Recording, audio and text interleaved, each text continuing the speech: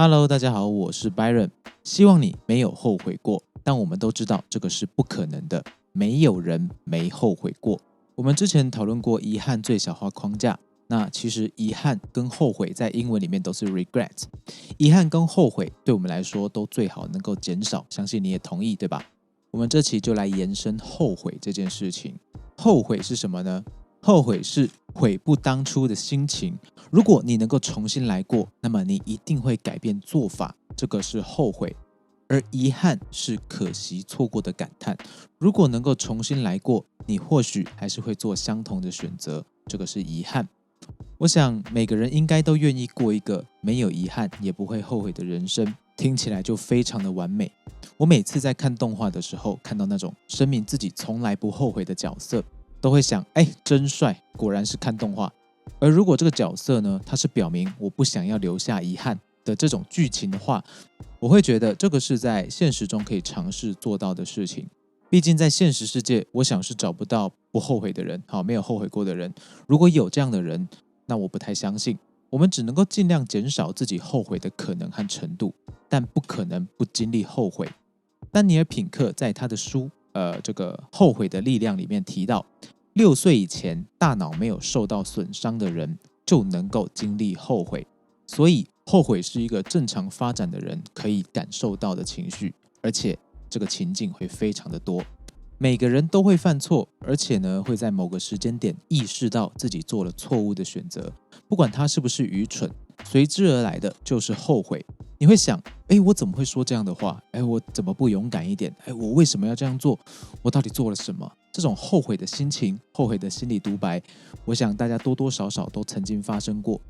这种感到后悔的情绪是一个重要的讯号，它能引起我们防止未来再度后悔的变化。比方说，有些人发现自己血糖过高我又举一个肤浅的例子，如果他对过去放纵的生活感到后悔，那这一刻分歧点就出现了。他是会选择改变未来的饮食行为，并且开始运动，还是选择忽视后悔的讯号，继续做轻松的选择呢？那些会正视后悔讯号，从中反省的人，比较能够恢复心态，更加的理解自己的价值观，并且修正未来的行动。所以各位如果感到后悔，请一定要记住这个后悔的感觉，并且采取改变或补救的行动，让我们未来不要在同样的情境再度后悔，我们才有机会远离这种自怨自艾的终局。那丹尼尔·品克他们做了一个横跨105个国家，取回超过16000个有效样本的调查。他们发现后悔可以分成几种类型，它分成基础、勇气、道德和廉洁4种类型。基础型后悔源自于应该做但没有去做的事情。你会想，如果我有做什么什么什么就好了。比方说，如果我有坚持锻炼，或者是如果我有妥善规划保险，早知道如何就不会沦落到这个样子。很多早知道的后悔就是这种类型。减少基础型后悔产生的心法是，你要提早规划你能够预见的事，并且立刻展开行动。比方说，对你的财务计划、健康计划、职涯规划，这些都是要立刻计划、立刻行动的。你越快做越好。那再来是勇气型后悔。勇气型后悔来自没能勇敢出手的机遇。你会想，如果我有抓住机会就好了。比方说，当初不敢入场的创业机会，当年没有勇气告白、没有勇气追求的心动对象，那些因为自己却步、因为自己胆小而丢失的后悔，就属于这种勇气型后悔。根据品克的调查，不行动产生的后悔数量比行动产生的后悔多出1倍。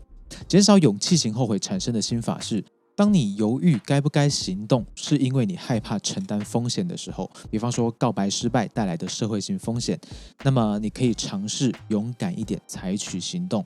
当然，行动以前的规划的重要性仍然不可磨灭哦。我们可以勇敢一点去承担风险，去要求多一点，去创造一点机会，去表达你自己的情感，去受一点点的伤，也许你的勇气型后悔就会减少。那么道德型后悔来自低道德的选择。简单讲，做缺德的选择产生的后悔就属于这里啦。你会想，我当时应该要做正确的事。比方说，你后悔破坏家人对自己的信任你出轨了，或是你做了什么不好的事，你后悔伤害别人，你后悔霸凌别人，你后悔自己活得墙头草、两面三刀，你后悔自己活得欺善怕恶。这种道德型的后悔占所有后悔的比例最小，但类型最多，产生的痛苦也最高。